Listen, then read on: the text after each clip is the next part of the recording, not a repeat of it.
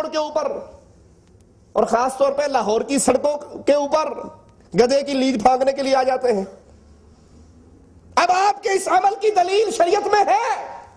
بسترا کندھے پہ ہے 40 دن کے لیے، 4 مہینے کے لیے، سال کے لیے، ساری عمر کے لیے، کوئی دلیل ہے؟ ہاتھ میں تسبیح ہے اور اللہ اللہ اللہ اللہ، لائٹیں بند ہیں اور الا اللہ الا اللہ الا اللہ کی ضربیں ہیں. یہ سارے عمل، باپ مر گیا درویشوں کو گھر میں بلا کے قرآن خوانی کروا رہے ہیں، یہ سارے عمل اپنی جگہ پہ. عیسائیوں کا راستہ اختیار نہ کرو، یہ تو دیکھو اس کی کوئی دلیل ہے شریعت میں؟ تو یہودیوں کو علم تھا کہ جادوگری کا قیامت کے دن کوئی بدلہ نہیں ملنا، بربادی ہے اس کے لیے. اور حسن بصری رحمہ اللہ اس شخص کو جو جادو سیکھتا اور سکھاتا ہے دین سے خارج تصور کرتے تھے. اب یہ آیت جادوگری کی حرمت پہ صریح دلیل ہے، اور یہ جادو محمد رسول اللہ صلی اللہ علیہ وسلم کی شریعت میں ہی حرام نہیں، سابقہ انبیاء کی شریعت میں بھی حرام. جیسا کہ مالک کا اعلان وَلَا يُفْلِحُ السَّاحِرُ حَيْثُ أَتَى، جادوگر جہاں بھی ہو کامیاب نہیں ہو سکتا، اس کے لیے بربادی ہے. اپنے گلے میں ہاتھ ڈالیے، اپنی بازوؤں پہ ہاتھ پھیریے، تعویذ لٹکانے والوں آپ کے گلے میں 1 2 4 5 10 کا تعویذ لٹکا ہوا، یہ جادو نہیں تو اور کیا ہے؟ گلے میں کالا دھاگا گرہیں مار مار کے مولوی صاحب نے پھونک کے ماری ہوئی، یہ جادو نہیں تو اور کیا ہے؟ احمد ابن حنبل رحمت اللہ علیہ اور آپ کے شاگرد امام مالک رحمت اللہ علیہ، امام ابو حنیفہ رحمت اللہ علیہ اس جادوگری کو حرام تصور کرتے تھے، کفر تصور کرتے تھے. جو جادوگری ہمارے ہاں روٹین ورک ہے. اجی کیا کریں، بچیاں گھر بیٹھی ہیں، رشتے باندھ دیے کسی نے، کچھ نہیں سمجھ آئی، بابا جی کی درگاہ پہ چلے گی، اندر درویش بیٹھا ہوا ہے. اس پیر کے پاس جانے سے پہلے مریضوں کی شکل میں کچھ جاسوس بیٹھے ہوتے.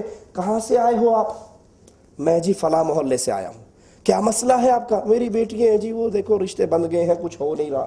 پوری یہ رپورٹ لے کر اس بی بی کے اندر جانے سے پہلے وہ شیطان جادوگر جو بیٹھا ہوا ہے اس کے کرندے ساری رپورٹ دے دیتے ہیں. نام یہ ہے، فلاں محلے سے آئی ہے، اتنی بچیے ہیں اور یہ بیماری ہے. یہ بیچاری جوں ہی جادوگر کے پاس پہنچتی ہے، کہتا اچھا 4 بچیے ہیں، نہیں رشتے ہو رہے. کہتی اللہ بڑا پہنچا ہوا ولی ہے. یہ پہنچا ہوا ولی نہیں، ڈرامے باز ہے. اگر اسلام کی حکومت ہو تو جادوگر کی گردن کو کاٹ دیا جاتا ہے. وہ ساری رپورٹ جو مریضوں کی شکل میں بیٹھے ہوئے جاسوس جادوگروں کے اڈے پہ، تعویذ فروشوں کے اڈے پہ، وہ ساری معلومات لے جا کر اندر بنا دے. اچھا آج پکایا کی سی تو؟ میں پنڈی تر کے آئی سا، بھنڈی پکا کر آئی تھی.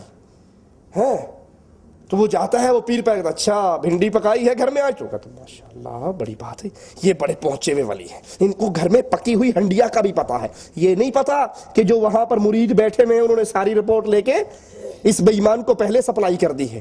وگرنہ علم غیب کسی کو، یعقوب علیہ السلام کا بیٹا چند میل پہ کنویں میں گرا ہوا، نبی کو علم جب تک اللہ نہ بتا دے. اور مصر سے قمیض چل پڑی تو کہتے ہیں مجھے بیٹے کی خوشبو آ رہی ہے. یہ 3 میل پر آپ کو خوشبو کیوں نہیں آئی؟ چند میل پہ پتہ کیوں نہیں لگا؟ یہ علم غیب جو ہمارے ہاں تعویذ فروشوں نے دھندے بنانے کے لیے لوگوں کی باتیں ایڈوانس ان کو بتا دیتے ہیں اپنے مریدوں کے ذریعے پتہ لگوا کر، یہ جادوگری کا کامیاب کاروبار چلانے کے طریقہ کار ہے. قرآن حکیم کے اندر واضح دلیل ہے کہ جادو کرنا کفر. آئیے واتبعوا ما تتلو الشياطين على ملك سليمان وما كفر سليمان ولكن الشياطين كفروا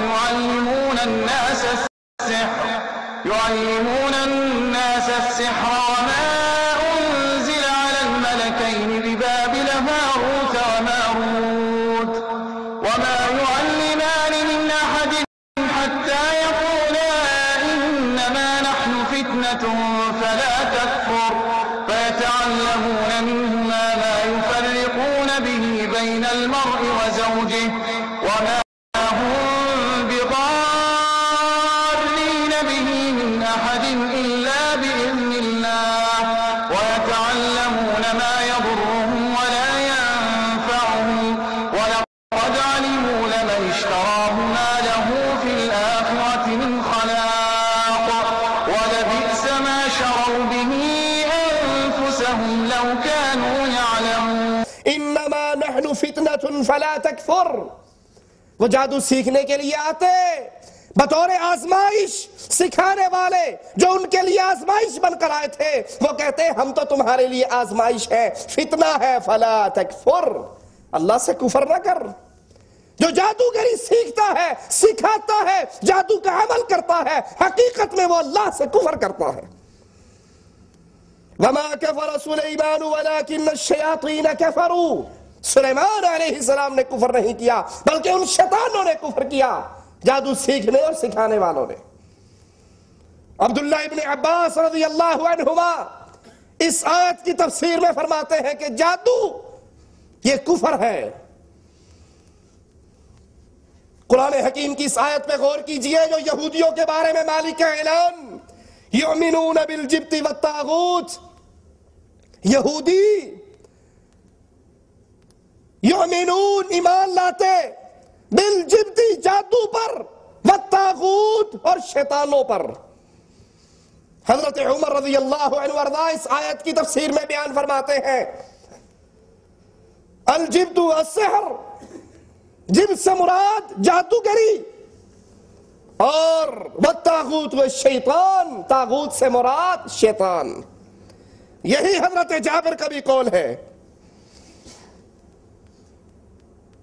یہ بیماری سابقہ امتوں کی جو آج امت اسلام کے اندر داخل ہو کے ہمارے عقیدے پہ ضرب لگاتے ہوئے ہمیں بربادی کے راستے پر، شرک کے راستے پر، کفر کے راستے پر، بدعقیدگی کے راستے پر چلا رہی ہے. ابو ہریرہ رضی اللہ عنہ وارضہ روایت فرماتے ہیں رسول اللہ صلی اللہ علیہ وسلم نے فرمایا 7 چیزوں سے بچو. اجتنبوا السبع الموبقات، 7 چیزوں سے بچو. قالوا یا رسول اللہ وما ہن، سائل کہتے ہیں اللہ کے نبی یہ 7 کون سی ہے جن سے ہم بچیں؟ اللہ کے نبی علیہ السلام نے فرمایا الشرک باللہ، اللہ کے ساتھ شرک کرنے سے بچو.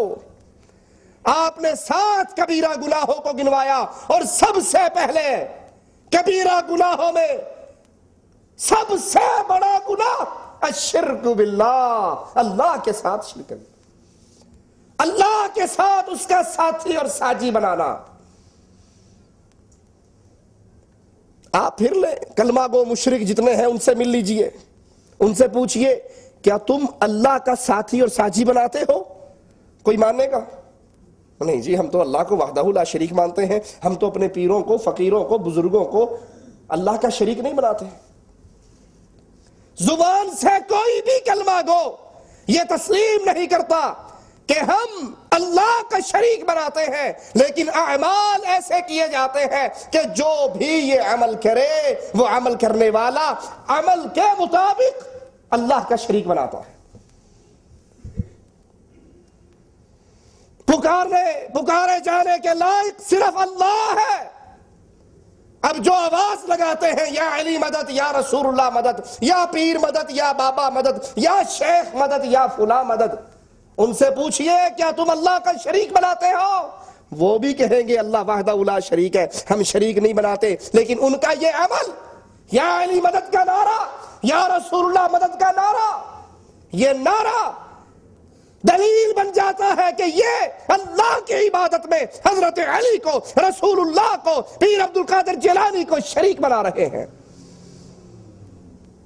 اعمال ایسے ہیں کہ وہ اعمال کرنے والا شرک جیسے کبیرہ گناہ کا مجرم بن جاتا ہے. غیر اللہ کو پکارنا، غیر اللہ پہ امیدیں لگانا، غیر اللہ سے ڈرنا، وہ ڈر جس کے لائق اللہ ہے کہ اللہ سے ڈرا جائے. ایسا ڈر اگر غیر اللہ کا آ جائے، مثال کے طور پہ ہمارے معاشرے کے اندر اکثر چوری کے ہم نے اس قرآن کو رکھا ہے نا چند کاموں کے لیے، ان میں سے ایک کام اس قرآن پہ قسم اٹھانا بھی ہے. چور کو لے آؤ، اس نے چوری کی ہو، اسے کو چوری کی ہے نہیں کی، اچھا مسجد میں آ کر قرآن اٹھا کر کہو میں نے نہیں کی، وہ جھوٹا بھی ہوگا نا تو مسجد میں آ کر قرآن اٹھا دے گا. اور اس سے کہو اچھا چوری نہیں کی تو خواجہ صاحب کی قبر پہ آ کے خواجہ صاحب کی قبر کے دروازے کا کنڈا کھول دو. وہ کہتا مجھے مرواؤ گے آپ؟ نہ بھی کی ہوگی تب بھی مان جائے گا کہ یہ بزرگ یہ مار دیں گے. مظفرآباد سے باہر نکلے تو ایک سہیلی سرکار کا دربار آتا ہے، درگاہ آتی ہے، مزار آتا ہے، بڑے بڑے لوگ پڑھے لکھے 2D گاڑیوں پر وہاں سے گزرتے ہوئے بریک لگاتے ہیں، جیب سے پیسے نکالتے ہیں، پہلے اس کے صندوقچے میں ڈالتے ہیں، پھر ہاتھ باندھ کر کہتے ہیں بابا بھلی کرنا. ان سے پوچھو یہ کیوں کرتے ہو؟ کہا جی اگر صبح پہلے نذرانہ بابا جی کو نہ دیں گاڑی الٹی کر دیتا ہے روڈ کے اوپر چلتے ہوئے. بڑا بدماش ہے، 5 روپے کے پیچھے بندے بھی مارتا ہے، گاڑی بھی برباد کر دیتا ہے. یہ خوف ہے غیر اللہ کا. گاڑی کا ڈرائیور جا رہا ہے، کالا جھنڈا نظر آیا، اس نے سٹیئرنگ چھوڑا اور ہاتھ باندھ دیے، بابا جی بھلی کرنا. یہ خوف ہے اللہ کے علاوہ غیر کا. جس کے دل میں قبر والوں کا، مردوں کا یہ خوف بیٹھ جائے وہ اللہ کے ساتھ شرک کر رہا ہے. رسول اللہ صلی اللہ علیہ وسلم فرما رہے ہیں 7 چیزوں سے بچو. سب سے پہلی چیز اللہ کے ساتھ شرک. والسحر، جادو سے بچو، یہ جادو کبیرہ گناہوں میں سے ہے، اس جادو سے بچ جاؤ. جادو سیکھنے سے، جادو سکھانے سے، جادو کرنے سے، جادو کروانے سے باز ہو جاؤ. اور ہمارے ہاں ہمارے معاشرے کے اندر جتنا جادو پھیلا ہوا ہے، اللہ ہی کسی کو محفوظ رکھے تو رکھے. ایک دکاندار نے دکان کھول لی، اب کچھ ہو یا نہ ہو پڑوس میں کسی اور کی دکان آ گئی، اچھا اس کا بھی جنرل سٹور، میرا بھی جنرل سٹور، جاتا ہوں پیر جی کے پاس، پیر جی کو تویتے دیو یہ کھاتا بند کرا میں. اس کا بند ہو نہ ہو اپنے ایمان کا کھاتا ختم کرواتا ہے. رسول اللہ صلی اللہ علیہ وسلم نے اس حدیث میں دوسری چیز جس سے ڈرایا وہ جادو ہے، اس جادو سے بچ جاؤ. وَقَتْلُ النَّفْسِ الَّتِي حَرَّمَ اللَّهُ إِلَّا بِالْحَقِّ، کسی کو بغیر وجہ کے قتل نہ کرو. یہ بہت بڑا جرم ہے، بغیر جرم کے اندر کسی کو قتل کرنا. اور کسی کو قتل کرنے کے جائز ہونے کی 3 صورتیں ہیں. کوئی کلمہ گو مسلمان مرتد ہو جائے، اب اسلامی حکومت مرتد کو قتل کر دیتی ہے. کوئی شادی شدہ زنا کرے، شادی شدہ زانی، اسلامی حکومت اس پر پتھر مار مار کے اس کو رجم کر دیتی ہے.